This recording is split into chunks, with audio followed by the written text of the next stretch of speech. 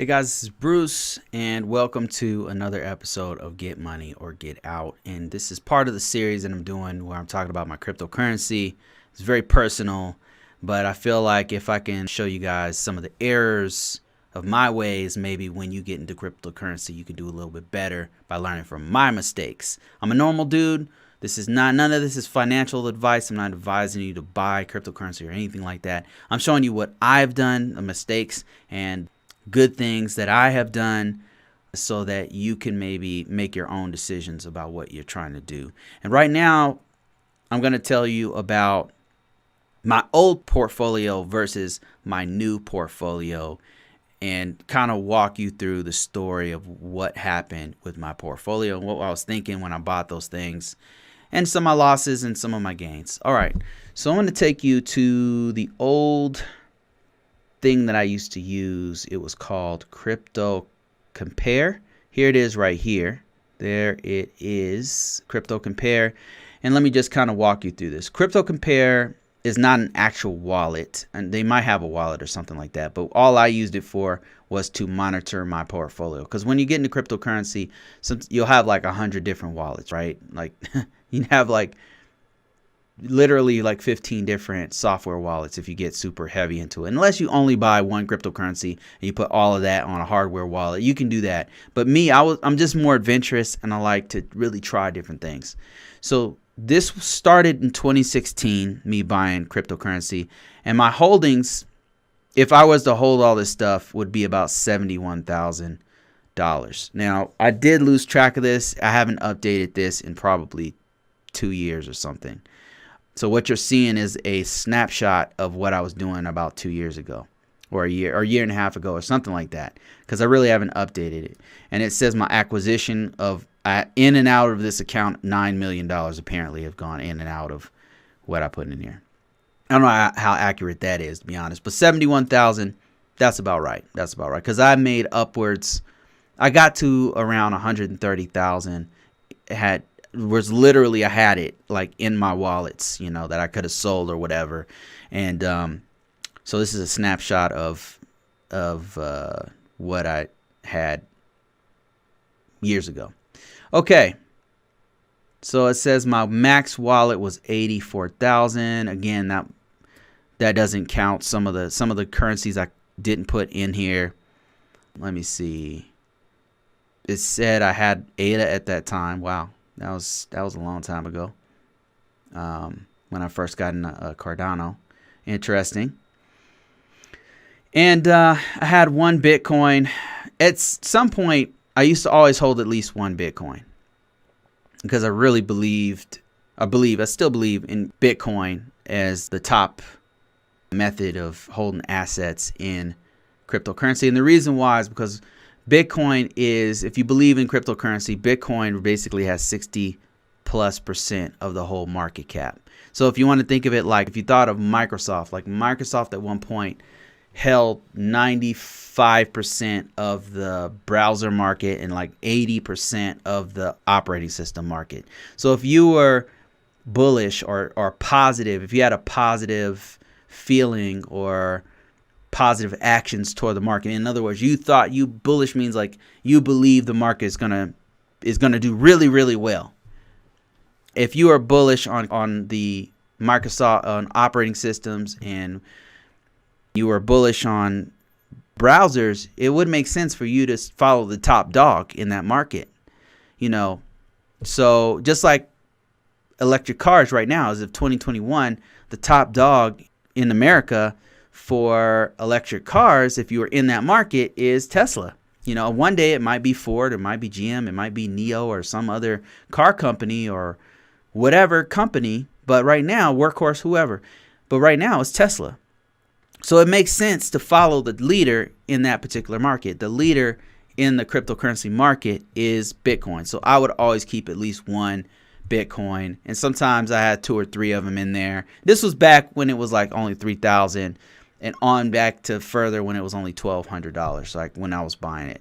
So I always was circulating it. And plus, you always need Bitcoin. At the time, you needed Bitcoin to buy anything else. Like you could buy it with USD, or Bitcoin. And those are your only two. And sometimes you can only buy with Bitcoin. So you have to go on one exchange to buy Bitcoin, transfer that Bitcoin to this other exchange where they had EOS, or they had the only exchange that they had Dash or EOS or Litecoin or whatever you want to buy, and then use the Bitcoin to buy these other altcoins. That's what you had to do at that time. Now it's a little bit easier because you have USD, you have BNB, Binance, you've got Ethereum, you've got all of these other cryptocurrency, USDC, Tether, USDT. You've got all these other coins that you could use to buy these obscure cryptocurrencies right now. So actually the market has expanded a lot. It's much easier to trade.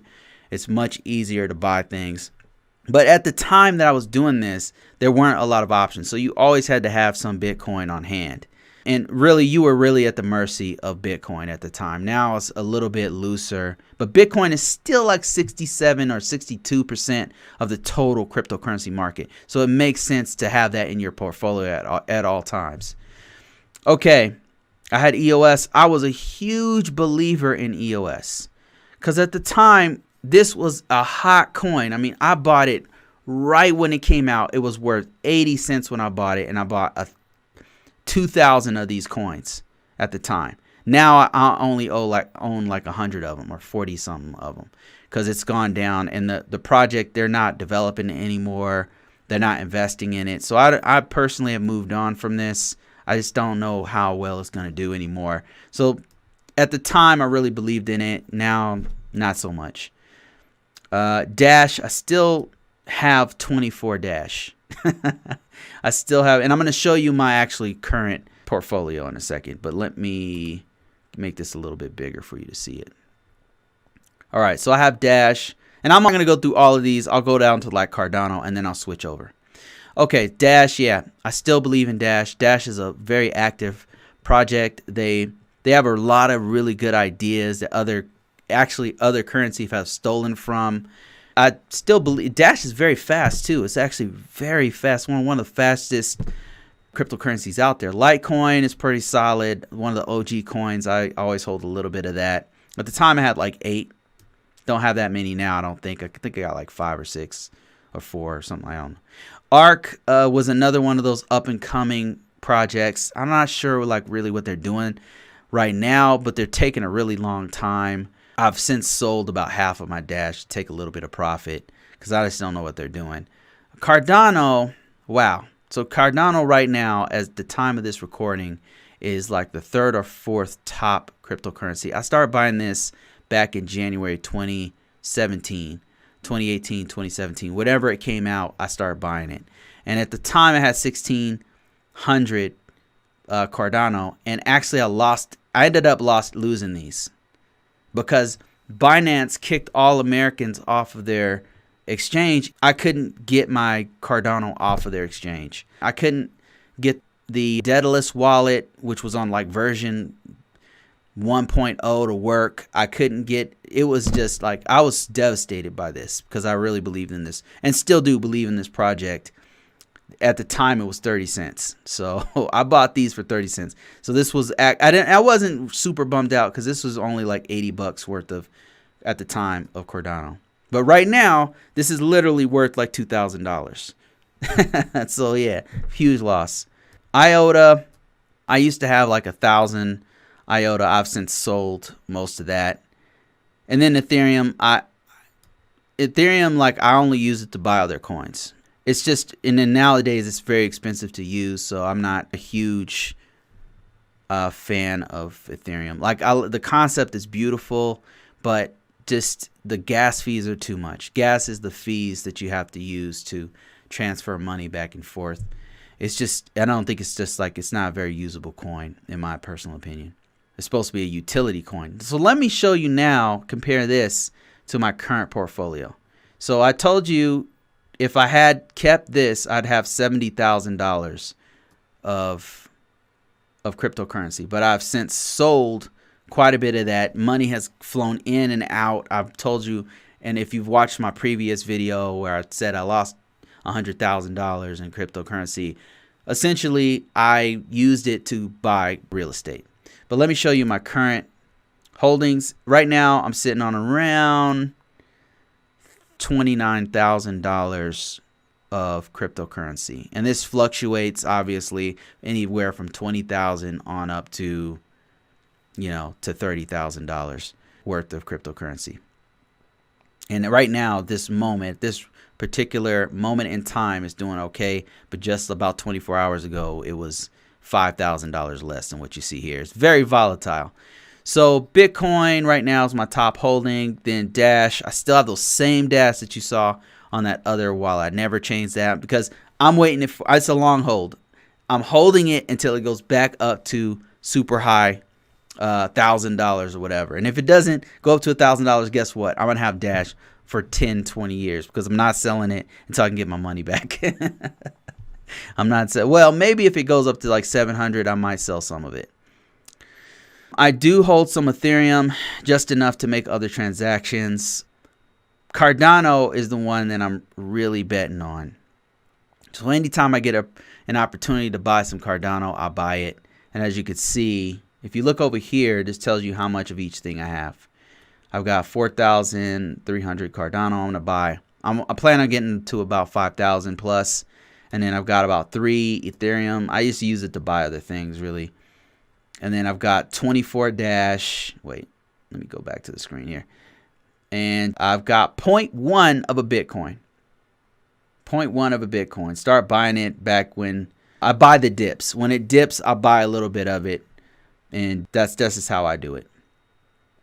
And there's some other projects I'm kind of messing around with. I've learned my lesson.